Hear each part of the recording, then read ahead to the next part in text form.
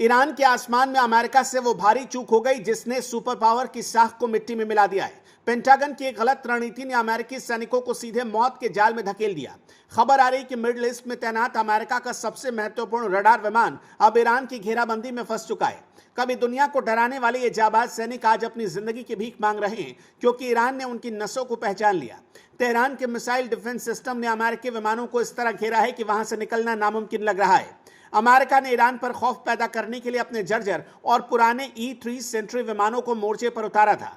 इन उड़ते हुए रडार स्टेशनों के दम पर अमेरिका सोच रहा था कि वो ईरान की हर हरकत पर नजर रखेगा, लेकिन सबसे बड़ी गलती यह हो गई कि ये विमान अब तकनीक के मामले में थके हुए और लाचार हो चुके हैं। विमान के अंदर बैठे लगभग 20 सिस्टम एक्सपर्ट्स की जान पर बनाई है, क्योंकि ईरान के पास अब वो तकनीक है जो इस पुराने रडार को अंधा कर सकती है। अमेरिका का यह अति आत्मविश्वास अब उसके गले की फांस बन चुका है और उसके सैनिक बीच आसमान में फंसे हुए हैं। ईरान ने बहुत ही चालाकी से अमेरिकी वायुसेना की कमजोर नस पर हाथ रख दिया है। उसे पता है कि अमेरिका के पास अब बहुत कम संख्या में ऐसे विमान बचे और जो हैं उनकी हालत कबाड़ जैसी हो चुकी है। 2024 की रिपोर्ट बताती है कि आधे से ज्यादा विमान उड़ने लायक भी नहीं थे, फिर भी ट्रंप के दबाव में इन्हें युद्ध के मैदान में झोंक दिया गया।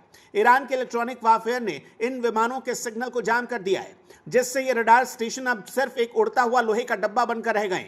अमेरिकी कांग्रेस ने पुराने विमानों को रिटायर करने पर रोक लगाई थी और आज उसी मजबूरी की कीमत अमेरिकी सैनिक चुका रहे हैं। पॉलिटिकल गलियारों में अब ट्रंप की नीतियों पर तीखे सवाल उठ रहे।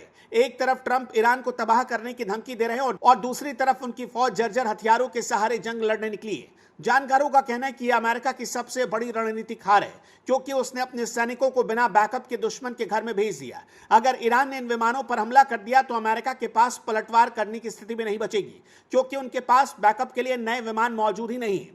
यह सिर्फ एक विमान की हार नहीं बल्कि सुपर पावर के गुरूर का अंत है। आज हालात ये हैं कि ईरान का पलड़ा भारी दिख रहा है और अमेरिकी कमांडर्स के हाथ पांव फूल रहे हैं। तेल की सप्लाई और ग्लोबल इकोनॉमी को बचाने का दावा करने वाला अमेरिका खुद अपने सैनिकों को बचाने में नाकाम साबित हो रहा है। ये जर्जर विमान अब अमेरिका के लिए सबसे बड़ी मुसीबत बन चुके हैं, जो कभी भी मलबे में तब्दील हो सकते हैं। आपको क्या लगता है कि क्या अमेरिका जानबूझकर अपने सैनिकों को बलि का बकरा बना रहा है, या फिर ईरान ने सच में अमेरिका को मात दे दी है? अपनी राय कमेंट में जरूर लिखिए, क्योंकि आज की रात अमेरिका के लिए भी बहुत भारी पड़ने वाली है।